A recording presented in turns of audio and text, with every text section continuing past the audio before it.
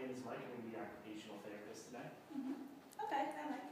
So we're going to be testing flexor withdrawal. So place the patient in either a supine or sitting position with legs fully extended, like so. Apply a brushing movement to the sole of the patient's foot.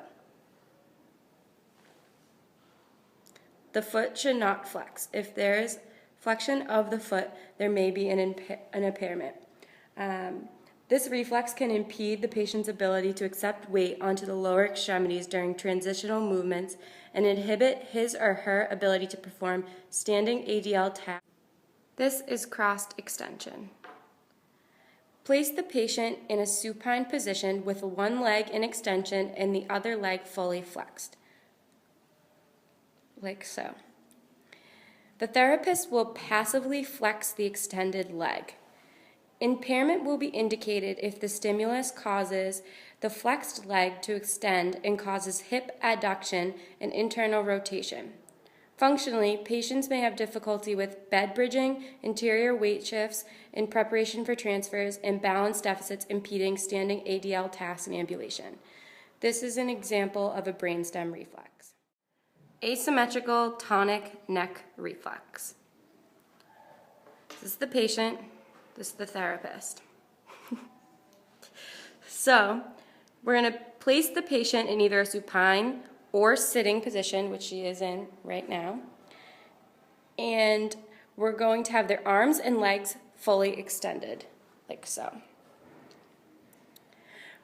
We're going to passively turn the patient's head 90 degrees to one side, like so.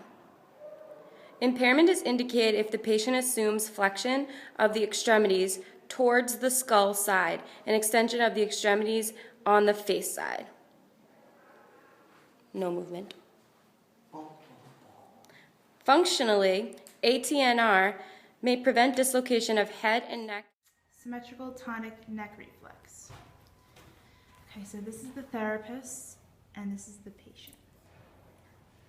Okay, so the therapist is going to place the client in an anterior weight shifting position. The therapist is going to passively flex the patient's head towards his or her chest. Okay, so eyes up. Okay, now we're going to flex towards your chest. Okay, good. Back to eyes up. Now we're going to extend up, so look at the sky. Look up. Up. Good.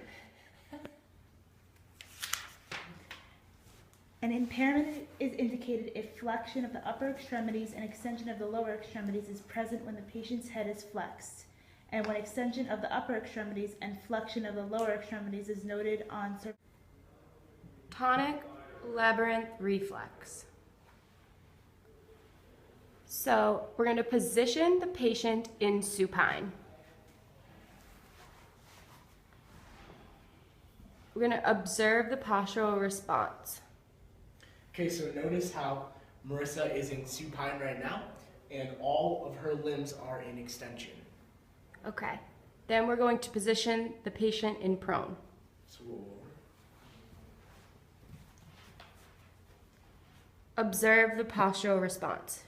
again, with Marissa, all her extremities are in extension. If it was a positive tonic labyrinth reflex, her two upper extremities and possibly her lower extremities would be in flexion.